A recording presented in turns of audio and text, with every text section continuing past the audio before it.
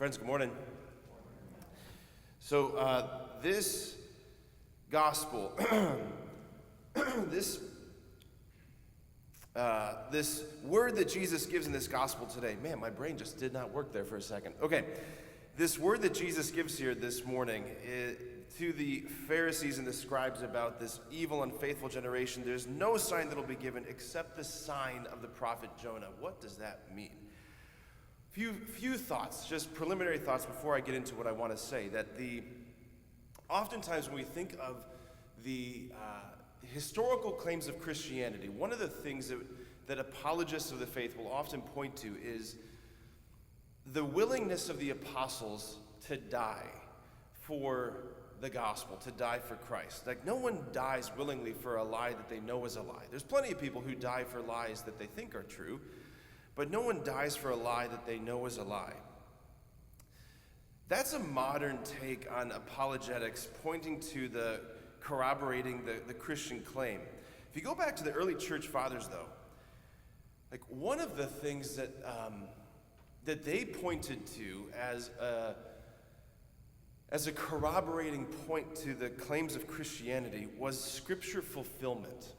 Okay, so stay with me for a second. They looked at how Christ, in particular, this gospel, was fulfilled in the resurrection. Jesus says no sign's going to be given except for the sign of Jonah. What was the sign of Jonah? Go back to your VeggieTales days where you're picturing Jonah in the belly of the whale. Jonah dies in the whale. He dies in the belly of the whale. What Jesus is pointing to, what he's saying here, is the power of the resurrection is going to be the sign that converts the nations, that is going to be the thing that fulfills scriptural prophecy. That was the thing the early church fathers pointed to say, look, it happened. The sign of Jonah happened. The power of the resurrection happened.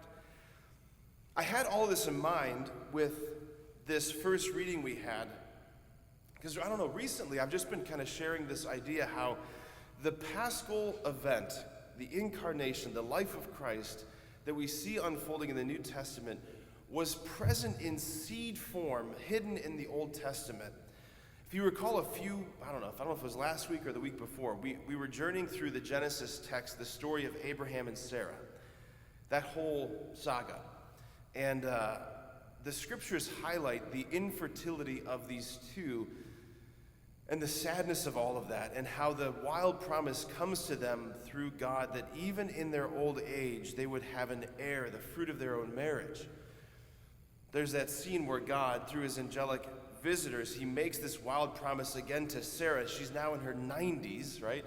She's now in her 90s, that she will be holding her own baby when the angels visit again next year. She laughs, and the angel responds to her, "Why did you laugh?" And then she gets all embarrassed. She says, "I didn't laugh." And God says, "Yes, you did." Remember, this is my favorite dialogue in the scriptures. Anyway, did you guys have your coffee yet this morning? Are you with me? Yes? Okay. All right. Why did you laugh? God says. This is serious. In other words, he's saying to her, I need you to get used to me effortlessly accomplishing what seems impossible. I need you to get used to me effortlessly accomplishing what seems impossible. Then you go to our first reading that we have today. The Lord brings his people powerfully out of slavery in Egypt, through mighty signs and wonders, the 10 plagues that fall on Egypt. Then they come to the shore of the Red Sea. All of them just been liberated from Egypt. Now, all of a sudden, the Lord allows the Egyptians, they change their mind, and the whole Egyptian army comes barreling down on the Israelites. They've got the Egyptian army behind them and the Red Sea in front of them with no way out. They're stuck. This is an impossible situation. They start crying out to Moses, "Did you bring us out here to die? Right? Were there not enough grave plots in Egypt that we had to now die in the desert?" What is God doing? He's doing the same thing he did with Abraham and Sarah.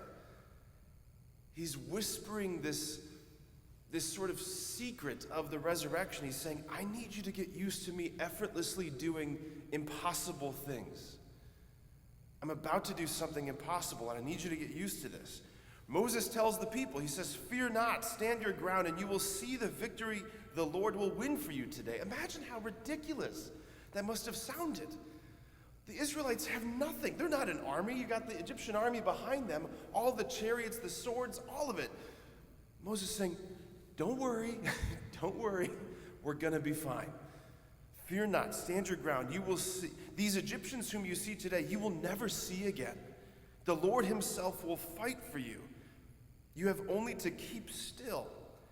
Then the Lord does this. The Lord turns to Moses and he asks him to do what seems ridiculous. He asks him to do what seems impossible. He says, tell the children of Israel to go forward.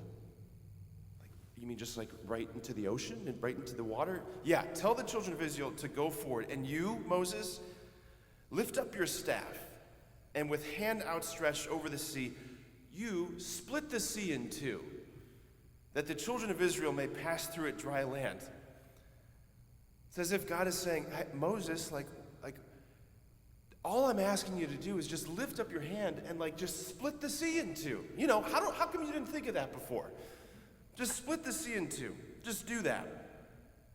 And he does it, and it happens. That's the point. Again, I mentioned this last week or 2 weeks ago, that what we see in the Old Testament are these seeds of the New Testament reality, the Paschal fulfillment.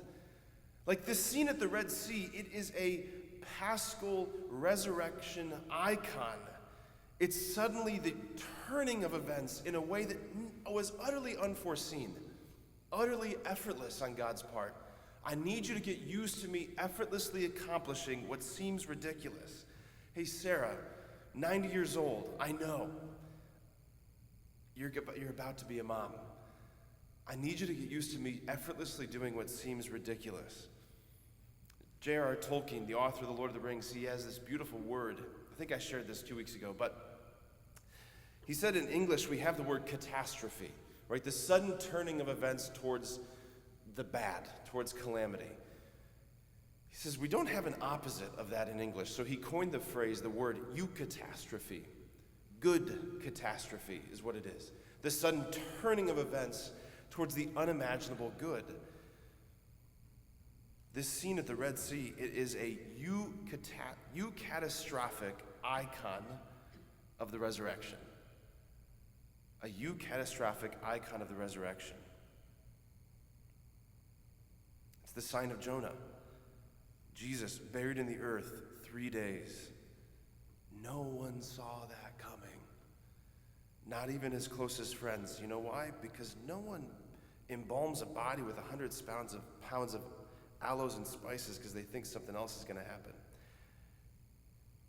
So what about us?